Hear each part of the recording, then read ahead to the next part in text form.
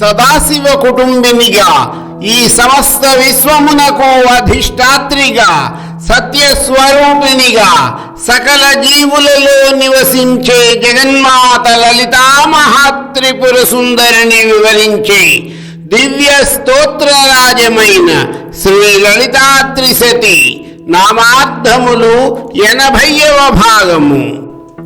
సదాశివ కుటుంబిని. సదాశివుడు కుటుంబముగా కలిగిన మాతను శ్రీ లలితా త్రిశతి స్తోత్రము సదాశివ కుటుంబిని అన్న నామముతో కీర్తించింది. సదాశివుని యొక్క పత్ని. సదాశివుడు కార్యకారణాత్మకమైన సర్వ జగత్తు తన స్వరూపముగా కలిగినవాడు. అటువంటి స్వరూపము కలిగిన సదాశివుని కుటుంబముగా కలిగినది పరమేశ్వరి. పరమేశ్వరుడు, పరమేశ్వరి వీరిద్దరూ కూడా జగన్మాతాపితరులు. ఈ సమస్త విశ్వమునకు వారు జన్మప్రదాతలు. అటువంటప్పుడు ఈ జగత్తులోని చరాచర జీవులన్నీ కూడా సదాశివుని యొక్క కుటుంబమే అవుతుంది కదా. సదాశివుని యొక్క కుటుంబమును గనుక మనము గ్రహించినట్లయితే వసుధైక కుటుంబం అన్న భావన స్పష్టముగా అర్థమవుతుంది. ఈ విషయమును ఒక కథగా కాకుండా ఒక తత్వముగా అర్థము చేసుకోగలిగితే సదాశివ కుటుంబిని అని శ్రీ లలితా త్రిశతి స్తోత్రము పరమేశ్వరిని ఎందుకు కీర్తించింది అన్న విషయము మనకు అర్థమవుతుంది. సదాశివుని యొక్క కుటుంబము అతి విచిత్రమైనది. సదాశివునకు విషము అనగా హాలాహలము ఆహారమైనది. ఆయన ఆభరణముల విషములను చిమ్మే నాగులు, గజ చర్మము ఆయన ధరించే వస్త్రము, శ్మశానములలోని బూడిద సదాశివునకు అలంకారమైన భస్మము. నివాసమందామా అయితే హిమాలయ పర్వత శ్రేణులు లేదా శ్మశాన భూములు. శిరస్సుపై గంగాదేవి, ప్రక్కన పార్వతీమాత.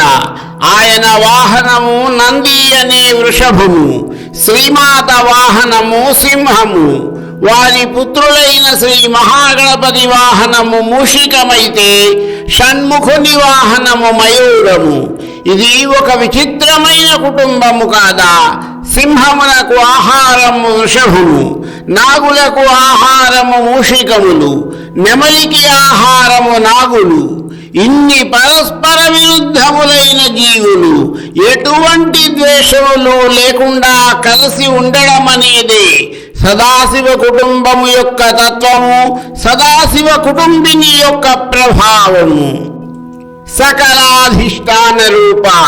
సకలమునకు అధిష్టాన రూపమై ఈ సమస్త విశ్వమునకు అధిష్టాత్రి అయిన పరమేశ్వరి లలితాంబికను శ్రీ లలితా త్రిశతి స్తోత్రము సకలాధిష్టాన రూప అన్న నామముతో కీర్తించినది.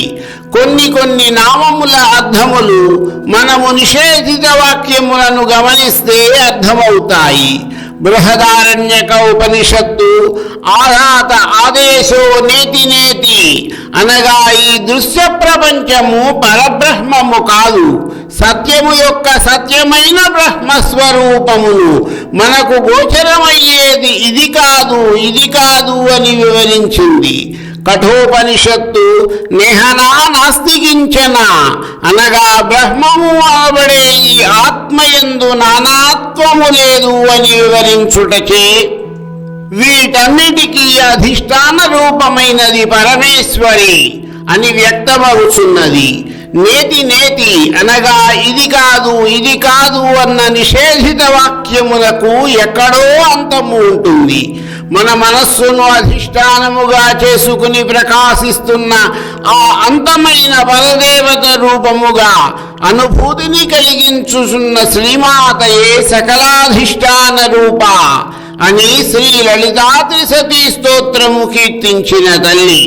పరబ్రహ్మస్వరూపము కాని వాటన్నిటినీ ఇది కాదు అని తిరస్కరిస్తూ అంతములో ఇది శ్రీమాత అనబడే పరదేవత ఈ సమస్త విశ్వమునకు పైన అధిష్టాన రూపముగా ఉండి ఈ సమస్త విశ్వమును పాలించుచున్నది.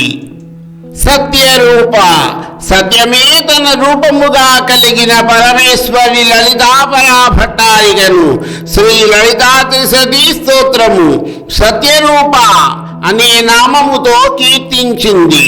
బృహదారణ్యక ఉపనిషత్తు పరబ్రహ్మస్వరూపమైన సత్యమును ఈ విధముగా వివరించింది.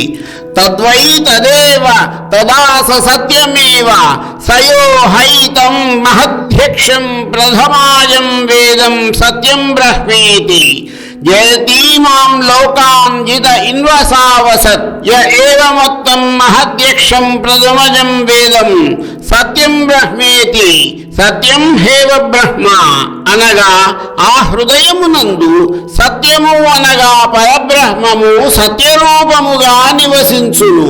ఆ సత్యమే బ్రహ్మరూపము. అది ఏ గొప్పది, పూజ్యమైనది, ప్రప్రథమముగా ప్రకటితమగునది. ఈ బ్రహ్మమును గుర్తెరిగిన వాడు సకల లోకములను జయించగలడు. పరబ్రహ్మస్వరూపమును అసత్యమని భావించువాడు ఆ రూపమును ఎప్పటికీ గుర్తెరుగలేడు. అతడు పరాజితుడవుతాడు. అందుకని జగద్గురువులు ఆదిశంకరులు బ్రహ్మసత్యం జగన్మిథ్య అనగా సత్యమొక్కటే పరబ్రహ్మస్వరూపము.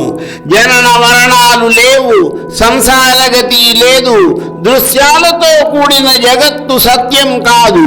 మూడు కాలాల్లోనూ ఏ సద్వస్తువు ఉంటుందో అదే పరబ్రహ్మం.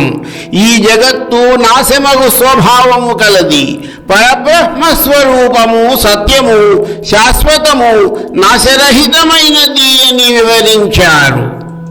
సత్యము జడము కానిది, అనృతము కానిది, దేశకాల పరిచ్ఛేదములు లేనిది, సచ్చిదానంద స్వరూపిణి అయిన పరమేశ్వరుని ఈశోపనిషత్తు ఈ విధముగా వివరించింది. హిరణ్మయేన పాత్రేణ సత్యస్యాపి హితం ముఖం తత్వం పుషన్న పాపురుడు సత్యధర్మాయ దృష్టయే అనగా సత్యమే స్వరూపముగా కలిగిన ఈశ్వర, నీ వదనము ప్రచండ తేజోరూపమైన సూర్యమండలమను పాత్రచే కప్పబడి ఉన్నది. ఆ ప్రచండ తేజమును నీవే తొలగించి ఆ తేజస్సులోని సత్యస్వరూపమైన నీ శక్తిని దర్శింపచేయి పరమేశ్వరి. అటువంటి సత్యస్వరూపిణి శ్రీ లలితా త్రిశతీ స్తోత్రము సత్యరూప అనే నామము చే కీర్తించింది. మరికొన్ని నామార్థముల వివరణ నా తరువాతి భాగములో.